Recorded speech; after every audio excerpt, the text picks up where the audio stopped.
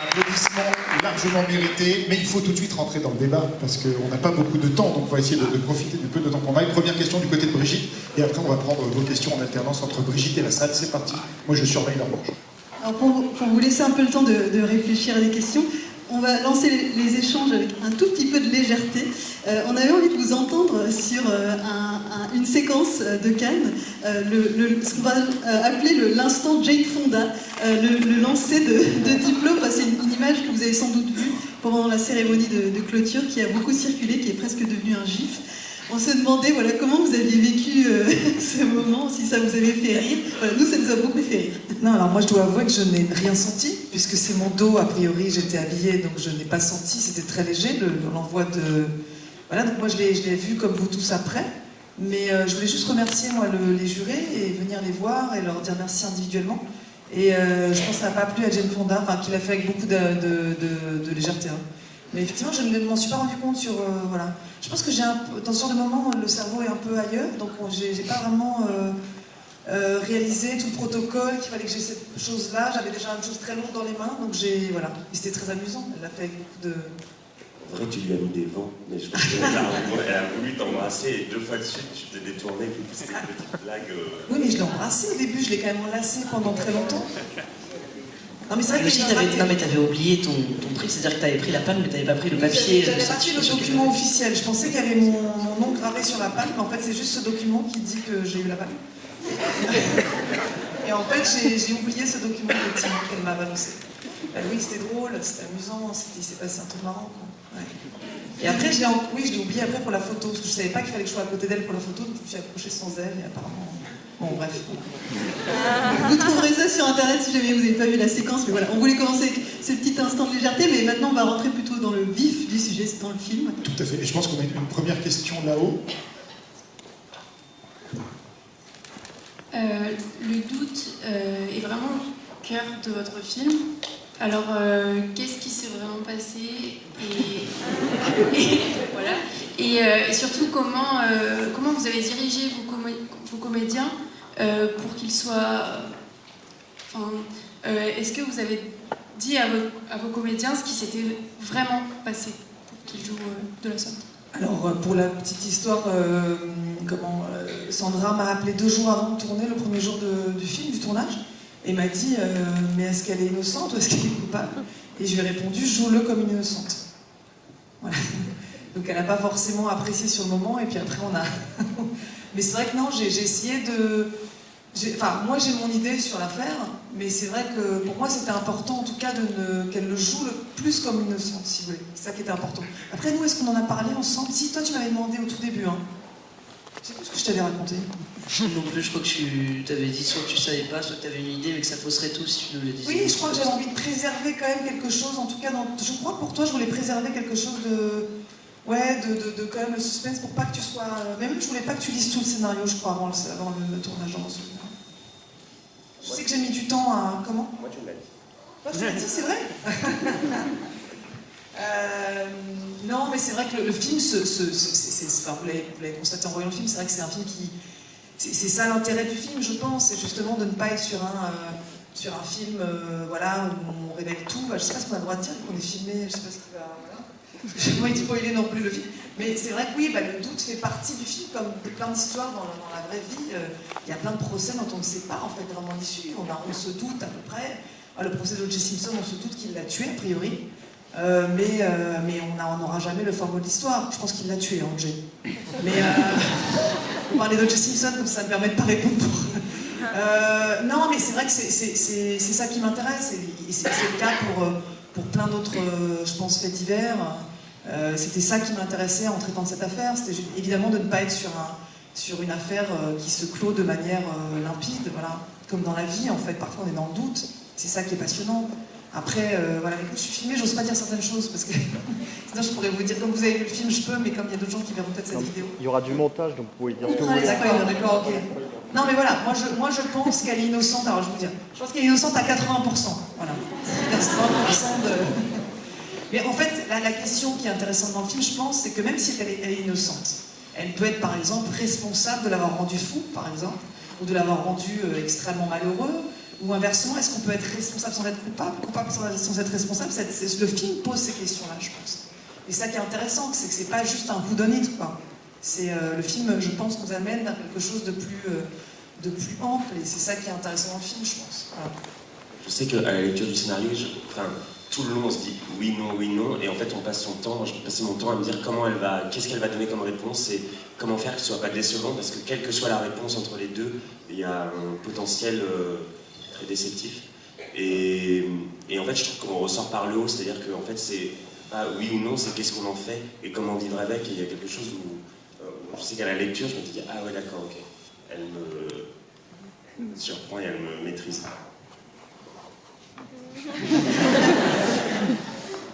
Toi, le dernier. Oui. Alors, pour rebondir sur le côté un peu fait divers, j'avais une question. Est-ce qu'il vous arrive que les spectateurs vous interrogent entre les échos qu'il pourrait y avoir entre votre film et le procès de Johnny Depp, Amber Heard? Je pense notamment au fait qu'on questionne cette femme sur ses mœurs, par exemple. Est-ce que c'est une question qui est revenue et qui vous aussi, vous êtes traversé? Alors, pardon, est-ce qu'une question? J'ai pas entendu la question. Sur le procès Amber Heard, J'ai entendu, mais après. est-ce que c'est quelque chose qui est revenu dans les questions du public et est-ce que voilà vous Pas tant que ça, mais c'est vrai que ce qui est très étonnant, c'est que donc, nous, on tombe plein tournage du procès, donc des scènes de procès, quand le procès de Amber Heard et Johnny Depp, pardon, est diffusé en direct en fait des États-Unis. Donc moi, je rentre du tournage et le soir, je regarde quasiment en direct en fait. On regarde. Tu regardais aussi? Non, je ne regardais pas, mais. Je sais qu'on en parlait beaucoup. Justine était plongée dans un. Ah non, mais c'était très très étrange. C'est-à-dire qu'effectivement, moi j'y voyais évidemment des parallèles, mais c'était très étrange, oui, effectivement. Après, on n'a pas tant parlé que ça. Oui, disons qu'il y a. Par contre, la réalité est toujours bien pire que la fiction, puisque dans le procès d'Amber et Johnny Depp, quand même, la pauvre, elle se fait complètement extrêmement maltraitée. Et puis, il y a une misogynie délirante en fait dans ce procès. Donc je pense que là, ça m'a instruit sur une chose, c'est qu'effectivement la réalité est bien pire. En tout cas, aux États-Unis, cette réalité évidemment dépasse totalement l'imagination. J'aurais jamais pu écrire un truc pareil. C'est-à-dire que moi, qui écrit déjà un avocat général qui est quand même assez sournois et voilà, qui va quand même dans des méandres voilà, dans des directions très très scabreuses, etc. Je ne peux pas créer cette perversion-là. Donc, ouais. Mais c'est vrai que non, on n'a pas tant parlé que ça. Mais c'était très étonnant, en tout cas, de voir se dérouler dans la vraie vie ce procès-là pendant qu'on tournait ça. Oui, c'était très très troublant, évidemment. Je crois qu'on avait une question là-haut. Elle arrive. N'hésite pas à donner ton prénom. Bonsoir, je m'appelle Émile. Bonsoir. Non, je voulais savoir, il n'y a pas qu'une seule pièce, mais comment on se renouvelle dans le huis clos en fait? Parce que je trouve ça super inventif et du coup ça m'intéresse de savoir. Pardon, j'ai pas entendu comment on se renouvelle dans quoi? Dans le huis clos. Dans le huis clos, d'accord. Même s'il n'y a pas qu'une pièce, mais on s'en rapproche quand même. Comment on se renouvelle? Je pense que formellement, vous voulez dire dans le fait de filmer, c'est ça cet endroit? Alors, moi, c'est vrai que j'adore les huis clos comme spectatrice, je peux aimer beaucoup ça. Après, c'est vrai que pour le procès, parce qu'il y a vraiment du procès, là, il y a deux huis clos, la maison et le procès.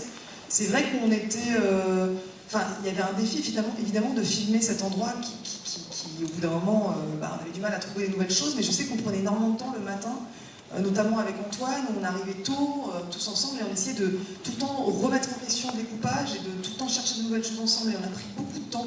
Tous les matins, on prenait plus de temps que d'habitude sur le plateau pour vraiment chercher ensemble des nouvelles choses, des déplacements, qu'il y ait du mouvement qui se crée en fait dans cet endroit qui est quand même assez, normalement assez...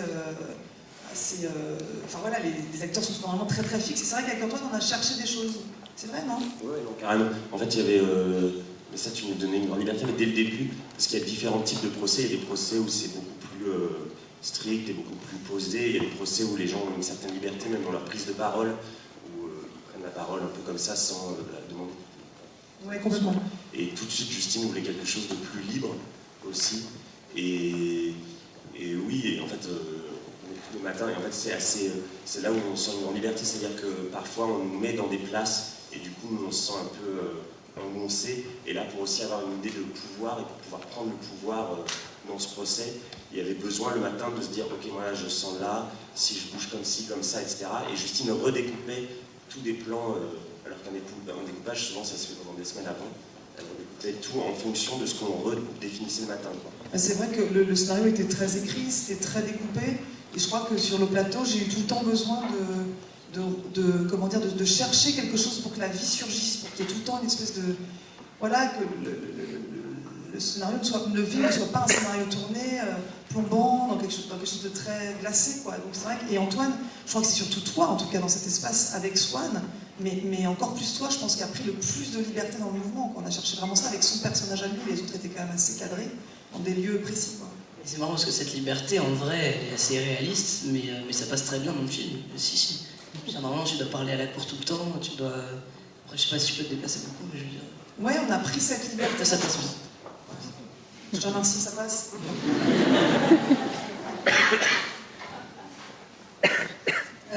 J'avais une question sur Snoop. Alors, parce que vous êtes la 3e réalisatrice de l'histoire à décrocher une Palme d'Or, mais vous êtes la seule à avoir eu Palme d'Or et Palme d'Oc en même temps. Il fallait quand même qu'on parle de Snoop et est-ce que vous vous attendiez à cette Palme d'Or? Parce que voilà, on vous a beaucoup fait réagir à la Palme d'Or. Je l'ai attendu pendant des années, j'ai fait quand même 3 films avec des chiens, donc non, je vais chercher cette palme, ça fait longtemps que je l'attends. Je l'avais raté pour... je crois que j'avais eu juste une mention, un truc comme ça pour Victoria, et donc là, non, on était hyper contents. Surtout qu'en plus, on a travaillé avec une toute petite structure, pas avec une grosse boîte de cinéma, mais une toute petite structure. Non, c'était hyper... En plus, c'est un rôle très important dans le film, donc c'est un personnage vraiment du film. Et c'est vrai que c'est un travail particulier, mais il peut en parler aussi, j'allais dire le petit. C'était ton partenaire. Mais c'est vrai que c'était un travail très singulier, quoi. Et avec ce chien, en plus, je veux dire, il est vraiment incroyable. Puis on voyait des fois qu'il faisait pas limite des propositions. Enfin, il comprenait tellement vite qu'il y avait un moment où tu disais, bon, alors on va essayer de le mettre là, on va essayer de le mettre là. C'est-à-dire qu'il y avait tellement de bons que tu pouvais choisir. Enfin, il était ultra intelligent, il est trop beau. C'était mon meilleur ami pendant le film. Milo avait une addiction assez forte aux chiens. Et c'est vrai qu'on a... Il y a aussi l'anecdote du pâté. Là, c'était une scène, mais tu l'as coupée celle-là. Mais c'était un plan où le moment où je monte dans les combles sur la musique, là, où à un moment, normalement, il me rejoint et on commence à se faire des câlins par terre. Et comme il voulait pas venir, on a commencé à me mettre du pâté dans le cou et qu'il voit bien qu'il y avait du pâté, il a commencé à me renifler dans le cou, à lécher, etc. Et puis ensuite, on a tourné et il venait me rejoindre à me lécher le cou, etc. Mais bon, t'as pas aimé, c'est pas vrai. Il y avait une question là-haut. Bonsoir. J'avais une question, c'était savoir comment était née la genèse de ce film. Et aujourd'hui, il y a plein de procès comme ça qui sont médiatisés. Est-ce qu'il y en a un ou plusieurs qui vous ont inspiré pour écrire ce scénario? La genèse du film, c'était vraiment ce duo entre une mère et son fils, et l'idée que le fils allait prendre une importance très forte en fait pendant le procès. Je pense qu'on a vu beaucoup de films de procès, c'est vrai que peut-être moins avec un enfant comme ça au centre d'un procès, d'être vraiment sous son point de vue, voilà, cet enfant quand même prend sur ses épaules des choses extrêmement violentes, comme il assiste à la dissection du couple de ses parents, et l'idée qu'une partie en tout cas du verdict reposerait sur ses épaules, je pense que oui, ça c'était vraiment la genèse du film. Après il y a eu, voilà, l'écriture a été très longue, et la deuxième partie, excusez-moi, c'était... les procès qui m'ont inspiré. Oui, tellement. Il y a eu l'affaire Amanda Knox, je pense, qui m'a inspirée pour l'étrangère jugée dans un pays qui n'est pas le sien. Il y a eu tellement de... C'est difficile. Je pense que... D'en trouver un, c'est que j'ai revu tellement de films de procès avant que j'ai du mal à en sortir qu'un. Je pense qu'il y a celui-là, il y a des films qui ne sont pas des films de procès qui m'ont beaucoup inspiré, en fait, comme L'étrangleur de Boston, qui a été vraiment comme un film de chevet que j'ai revu tout le temps, mais plus pour la forme vraiment du film. C'est difficile d'en trouver qu'un. Autopsie d'un meurtre, pardon, de Preminger, qui évidemment est un film de chevet aussi pour moi, mais la plaidoirie d'un film qui s'appelle Le génie du mal de Fleischer, mais tellement aussi de junk documentaire nul, quoi. Enfin, franchement, j'ai pas vu que des chefs-d'œuvre pour m'inspirer. Je sais plus, j'ai vu des trucs, je me souviens d'une affaire en Espagne, mais j'ai oublié l'affaire, exactement comment elle s'appelle, qui m'a aussi inspiré sur le côté, le procès très presque, comment dire, dans la façon dont les gens s'expriment, etc. Donc en fait, il y a énormément d'influence, je pense. Il y en a, j'en oublie même là, je pense. Il y a même eu, franchement, j'ai passé des heures et des heures sur des chaînes YouTube de procès, même pas aux assises, pour voir comment les juges, les magistrats, pardon, les présidents de tribunal parlaient en fait vraiment aux témoins, etc. Donc en fait, franchement, il y a énormément d'influence. Il y avait une question là-bas sur le côté, je crois. Et aussi, merci. Déjà, je voulais vous féliciter pour ce film, qui était vraiment un excellent film. Et bravo aux acteurs aussi qui sont là et aux autres qui ont vraiment livré une prestation géniale. Vraiment bravo. Et ouais, j'avais une question. La plupart de vos films traitent de près ou de loin ou de très près de la justice, de la question de procès ou de questions relatives à la justice. Je veux savoir, déjà, est-ce que vous venez d'un parcours lié à la justice de droit? Pas du tout. Est-ce que vous avez fait un peu de droit? Parce que vous en parlez avec beaucoup d'acuité. Et mon autre question, c'était en quoi vous pensez que c'est intéressant pour le cinéma, dans votre pratique du cinéma, de traiter de ce domaine, de cet espace-là? Est-ce que vous y voyez des analogies? Parce que, notamment dans le rapport à la vérité, j'ai l'impression qu'il y a vachement ça, et notamment dans ce film, où vous questionnez comment on peut modifier le réel et le faire raconter un peu de choses, vous dites oui, on peut déformer le réel, etc. Est-ce que vous, dans votre pratique face à... Est-ce que votre pratique esthétique avec votre pratique du cinéma, est-ce que il y a quelque chose de ce côté-là entre voilà, je sais pas si on va arrêter là parce que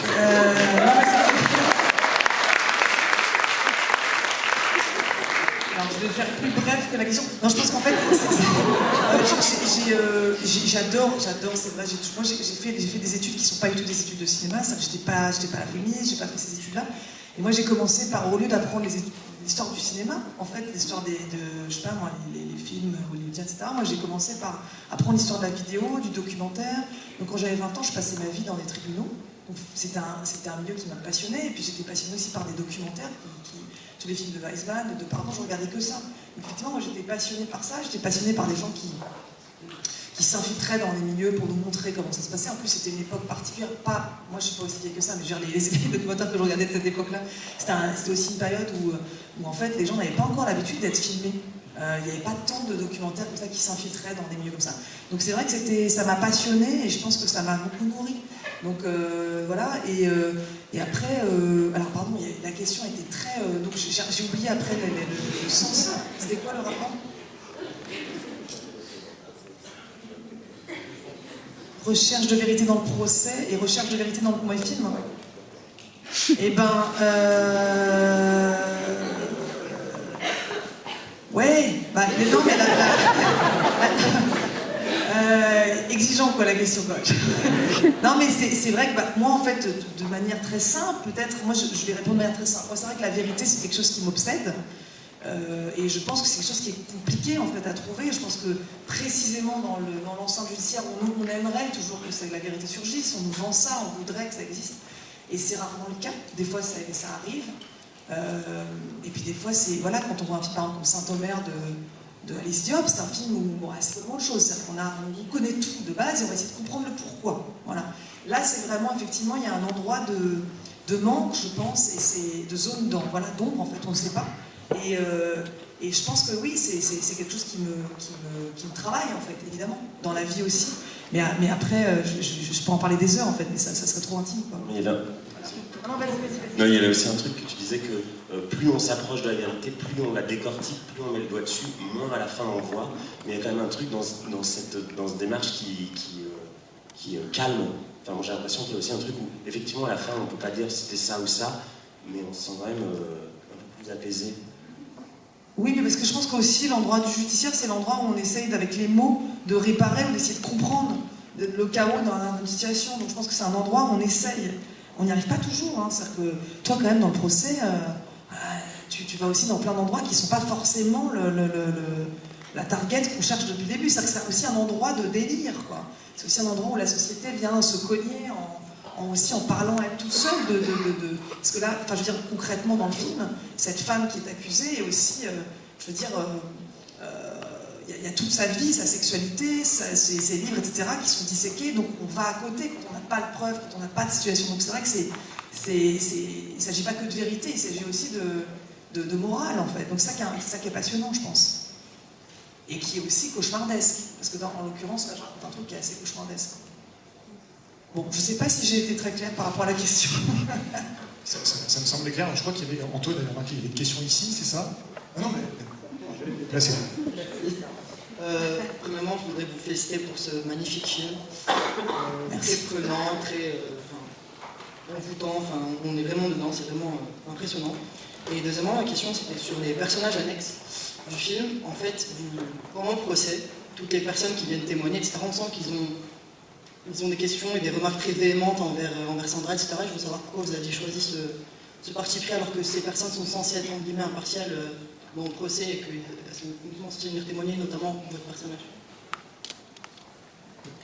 J'ai entendu notamment votre personnage. Ah, oui, c'est si véhément, c'est ça bon, les avocats généraux sont souvent quand même assez véhéments. Le psy, pensez au psy par exemple, oui, qui en rajoute un peu une couche. Oui, mais en fait, c'est vrai que c'est le moment, le procès, c'est le moment où effectivement il y a quand même pas mal d'altérité. Et je pense que, je trouve, ça après c'est un processus d'écriture, je pense qu'il y avait un plaisir jubilatoire à aller vraiment déployer quelque chose de très violent aussi contre elle pour l'accuser, parce qu'il n'y a pas tant en fait de preuves contre elle. Donc je pense qu'il fallait aussi y aller dans ce sens-là. Moi, je pense que le film est un match. C'est un match à la fois privé quand il s'agit de la dispute filmée, mais c'est aussi un match civilisé, avec des mots plus, on va dire, des mots qui seraient censés être plus classe, plus civilisés, mais qui sont tout aussi violents en fait dans l'enceinte du procès. Et il fallait que ce match continue. Je pense que le match, il devait quand même, toute l'enceinte du procès, ça dure un temps. Il fallait quand même qu'il y ait quelque chose. Voilà, et moi, ce que je trouve intéressant, c'est que tout à l'heure, c'est que quand on n'a rien à faire là-dedans, il y a un effet loupe du procès qui fait effectivement qu'on grossit une image pour essayer d'y voir quelque chose, pour essayer d'y trouver quelque chose. Et si on n'y trouve rien, on va contourner cette chose pour essayer d'analyser et de donner un avis, en fait. Et c'est ce que tu fais un peu, Antoine, dans le procès. C'est-à-dire que tu n'arrêtes pas de contourner pour essayer de... Non, t'es pas d'accord? Si, non, mais je pense qu'il a aussi une intime conviction. C'est-à-dire que, je veux dire, c'est pas un avocat général il peut être beaucoup plus clément aussi. Je pense que vraiment, là, face au dossier, il est convaincu. Et donc, il fait tout ce qu'il peut pour partager sa conviction. Moi, je suis assez convaincu. Après, on s'est amusé à le faire sourire, à en rajouter. Enfin, je sais que c'était vraiment on s'est amusé aussi, c'est de la mise en scène, à un moment donné, à amener ce personnage en quelque chose de... Moi, je le trouve très sympathique. C'est vrai que c'est ça qui est intéressant, c'est de trouver... Enfin, pour moi, l'arrivée d'Antoine, c'est l'arrivée de l'altérité, du méchant, entre guillemets, dans le film. Et c'est le moment où, du coup, le rythme du combat commence, en fait. Et je trouve que le choix d'Antoine a été vraiment... moi, j'ai été totalement séduite. Il a fait un casting, en plus.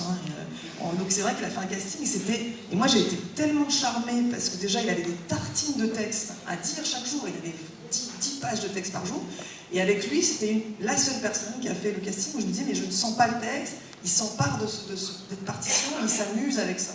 Et c'est vrai que cette dimension de jeu, je pense qu'elle arrive vraiment avec Antoine, et je pense que c'est un registre assez différent du reste du film, et je trouve qu'il amène quelque chose de très... de très jubilatoire dans l'enfer, parce que c'est une forme d'enfer ce qui lui fait vivre. Mais je sais que Sandra, même hors prise, etc., souriait beaucoup, était très amusée, parce qu'elle ne s'attendait pas à ce qu'elle se passe voilà, à ce qu'il s'amuse autant de la situation. Une bonne partie de loup-garou, en fait.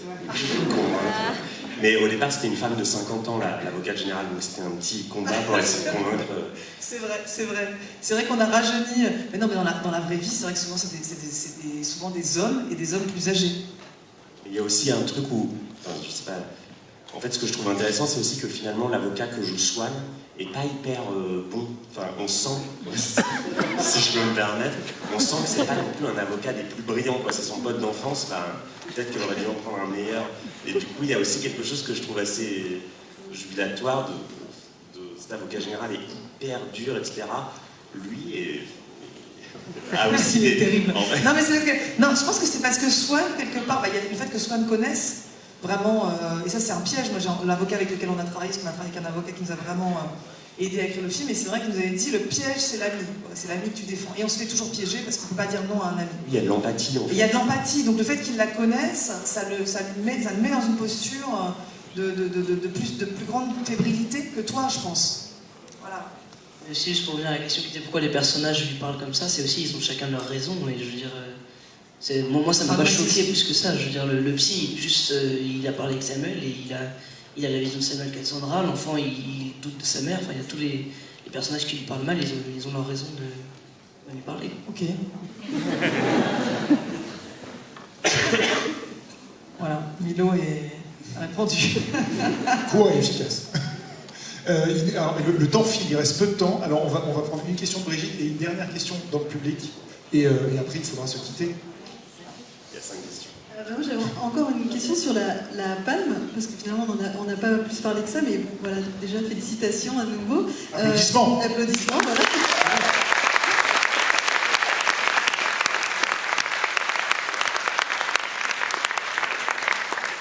C'est la première fois qu'on reçoit une palme d'or au Club Allociné. C'est la première fois qu'on reçoit une palme d'or au Club Allociné, donc on est très fiers. Mais non, j'avais une question sur le côté peut-être un peu écrasant de la chose, parce qu'il y a le côté, voilà, on est sanctuarisé. Voilà, c'est ça. Julia Ducournau avait parlé de ça en citant Soderbergh. Elle disait que après ça, qu'est-ce qu'on peut faire de mieux? En fait, il y a un truc un peu écrasant. Comment vous... Alors, ce qui est bien, c'est que ça n'arrive pas trop jeune non plus, par rapport à Soderbergh qui avait 25 ans, parce que Soderbergh, son histoire est dingue. Hein. Le type a quand même un chagrin d'amour. Il écrit pendant 15 jours un film et il a la palme d'or. Donc, là, l'histoire est écrasante. T'as 25 ans, ça te tombe dessus. Non, moi ça va, j'ai eu quelques temps pour vivre un peu, faire des films. Mais non, c'est extrêmement joyeux, évidemment. C'est le plus bel honneur qu'on puisse avoir. Enfin, moi, je suis hyper touchée. Et puis, je suis hyper touchée aussi pour mes comédiens. Je trouve que c'est un truc à partager qui est dingue, que j'ai jamais eu. Enfin, évidemment, pas le temps, mais même, j'ai pas eu de prix, moi, depuis mon premier court-métrage. Donc, ça qui a eu 10 ans sans rien. Donc, c'est assez joyeux. C'est comme si il y avait un plus beau truc qui arrive après 10 ans de rien, quoi. Mais non, c'est évidemment très très très joyeux, et puis c'était super beau aussi là, de le recevoir de la main aussi de Julia, mais c'était pas la seule dans le jury, de Julia, avec la deuxième palme d'or, et femme, pardon, excusez-moi, et non, je suis très très heureuse. Après, c'est vrai que je vais essayer d'avoir une vie à peu près normale, enfin, je ne me sens pas voilà, glacée là-dedans, je vais juste un peu plus voyager cette année, mais après, je pense que je vais continuer ma vie de cinéaste, quoi. Faire des films, voilà. Non, c'est très très très joyeux, évidemment, c'est génial. C'est génial. Après, c'est vrai que c'est que tire, quoi. C'est tellement, oui, c'est. Mais je me sens pas non plus écrasée par cette chose. Je me sens plutôt portée. Je trouve que c'est quelque chose de beau, quoi. Voilà, on a travaillé, ça fait 3 ans et demi qu'on est sur ce film. Moi, en plus, je le rappelle parce que je savais pas, mais effectivement, moi, j'ai quand même commencé par écrire ce film en disant, bah, voilà, je fais mon film le plus radical. Il n'y aura personne qui ira le voir, mais c'est pas grave. Après, je fais une série. Donc, en gros, moi, je suis partie dans l'idée vraiment que j'allais faire un film qui ferait 0 entrée.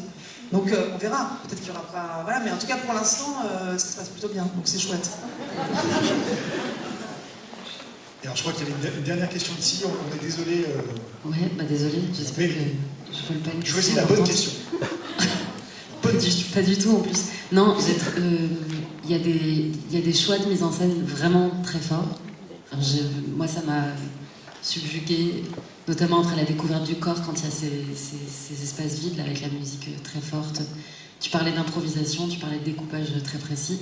En fait, est-ce que c'est des choses que tu as envisagées très tôt au moment de l'écriture? Est-ce que c'est des choses que tu façonnes petit à petit en fonction de choses qui arrivent sur le tournage qu'est-ce qui est de l'ordre de l'improvisation, qu'est-ce qui l'est pas? Et ces choix de mise en scène très forts et complètement décalés, je me suis demandé si c'était quelque chose de maîtrisé ou un génie. Oui, en fait, si tu veux, en fait, pour moi, c'était une obligation de préparer. Déjà, le film, à l'écriture, il y avait énormément d'intentions de caméra, enfin, justement, d'intentions formelles. Le son était quelque chose de très important, on l'avait vraiment pensé dès le début. Et oui, je pense que quand tu fais un film qui s'inscrit quand même dans le genre, comme celui-là, c'est pas possible d'être naïf, de se dire voilà, rien n'a été fait avant moi. Non, tu arrives dans un endroit où quand même ça a été énormément investi. La découverte d'un corps, tu parles de ça, précisément cette chose-là. Moi, je sais que quand on l'a écrit, on s'est dit putain, on a déjà vu ça 35 000 fois. Comment faire pour avoir l'impression de rentrer dans cette scène sans la subir comme une chose, voilà, un peu ennuyeuse. Donc c'est vrai que très vite est venu le personnage du chien, l'idée de filmer à hauteur de chien. J'étais très inspirée par le film White Dog de Samuel Fuller, qui est vraiment pour moi une référence ultime dans le filmage comme ça. Je crois que les Travin existent à peine en fait. Non, le Travin, pas le Travin, pardon, les Steadicam, merci. Le Travin existe bien sûr. Et donc du coup, tous ces plans-là m'avaient beaucoup inspiré. Non, c'était extrêmement pensé dès l'écriture. Et après, comme justement il y a cette écriture qui est très précise, très pensée, j'arrive sur le plateau et j'ai envie de casser aussi cette petite musique qu'on ronronne pour trouver de la vie. On joue, on travaille avec Milo, qui est un enfant à l'époque qui a à peine 13 ans. Non oui. Mais oui, c'est ça, c'est-à-dire qu'on avait fait de la préparation pendant plusieurs mois avant, on avait posé des scènes, notamment aussi avec Cynthia Hara, du coup. Oui, Cynthia Hara, qui est vraiment... Alors moi j'ai un poste en plus sur le plateau qui est assez rare en France, qui est un poste à la collaboration au jeu d'acteurs, qui avait vraiment pris en charge complètement Milo 3 mois avant le tournage. C'était beaucoup préparé, voilà. Et en fait, quand on arrive sur le tournage, ça va pas, et puis Justine casse, et puis il faut... Et c'est vrai que, voilà... commencer, il faut se mettre dans l'état, t'adorais dire ça. Enfin voilà, faut... Oui, c'est ça, c'est qu'on essaye de... Milo, c'est vrai que c'est un enfant, donc on est évidemment extrêmement vigilant, on travaille avec lui évidemment différemment d'un adulte.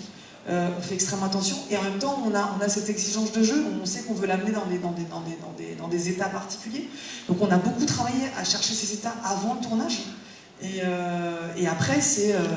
moi je suis plutôt connue pour faire beaucoup de prises. Donc voilà, je vais tourner. Il y avait beaucoup de prises, il y avait aussi une grande part d'improvisation du coup aussi. Ah bon de ce que, non, mais je veux dire, ça a changé tes avis entre la prépa et... Oui, un petit peu, c'est vrai. Oui, c'est vrai. C'est vrai qu'on a beaucoup cassé le texte, notamment pour toi, c'est vrai. Ouais. Non, pas du tout. Mais non, mais c'est vrai que moi j'ai toujours cette peur énorme au moment du tournage d'être dans des choses de très glacées. Enfin moi, je voulais tout sauf faire un film glacé, extrêmement théorique, quoi. Donc il faut trouver la vie. Et c'est vrai que par exemple, je pense à toi, Antoine, qui a fait un travail extraordinaire avant le tournage. Il me l'a dit après, parce que je me suis dit mais comment il fait, parce qu'il était très armé pour ces scènes-là en fait je le redis, mais c'était vraiment souvent par jour. Quand on fait un tournage, on tourne à peu près 4 minutes utiles par jour. Là, on était sur un registre beaucoup plus important parce qu'on n'avait pas assez de temps de tournage sur ces scènes-là, sur ces scènes de procès. Et on avait, on tournait 10-15 minutes utiles par jour. Donc, si vous voulez, ça allait vite. Et Antoine a fait une chose que je trouve vraiment intéressante, c'est qu'il a travaillé beaucoup en amont et il a transformé mes phrases. Enfin, tu peux en parler mieux que moi, excuse-moi, peut-être. En fait, moi j'ai l'impression qu'il faut toujours s'approprier le texte. Donc il y a un truc où, effectivement, même si c'est hyper bien écrit, si ça ne va pas partir de nous et si ça ne part pas juste, c'est moins bien que si c'est un peu moins bien que ce qui est écrit à la base, mais on se l'est réapproprié. Donc il y a des endroits où j'essayais de. Mais j'ai l'impression que Justine a aussi une logique du chaos qui est assez bluffante. Non, mais c'est vrai, il y a un truc où c'est hyper préparé et en même temps, si ça rentre un tout petit peu. Elle casse tout, et c'est rare de voir quelqu'un qui, le matin, est capable de redécouper entièrement ce qui était prévu. Ça, c'est quand même assez bluffant. Et je pense que je reviens toujours à cette chose-là, c'est que filmer un procès, c'est quelque chose qui a été fait énormément. Hein. Donc c'est vrai qu'il fallait trouver, moi je cherchais un ton spécial en fait au tribunal, et quelque chose de très réaliste et de très accessible aussi dans la façon de... Je voulais vraiment qu'il y ait une durée très importante de ce procès et ne surtout pas couper au montage. Et donc j'avais besoin d'être séduite dès le tournage très fort, quoi. Je pense que on a quasiment rien coupé du procès. Alors que voilà, le film faisait 3h30 en plein montage, on a coupé quand même 1 heure en ce qui se passait avant. Et après, mais c'est vrai qu'au procès, ça a été... il y a des choses où on n'a rien lâché, quoi, vraiment. Et c'était chouette parce qu'il y a eu une espèce de communion, puis il y avait ce public qui était là, qui était très présent, et ça a été vraiment, enfin, pour nous tous, je pense, puis en plus il faisait 150 degrés, donc voilà, une situation aussi physique assez impressionnante, on n'arrivait pas à maîtriser l'aération de la pièce, donc on était tous dans un état particulier, quoi, ouais, surchauffant. Comme ce soir, on n'a rien lâché. Merci beaucoup à vous, en tout cas. Merci aussi pour vos questions. On rappelle la sortie du film.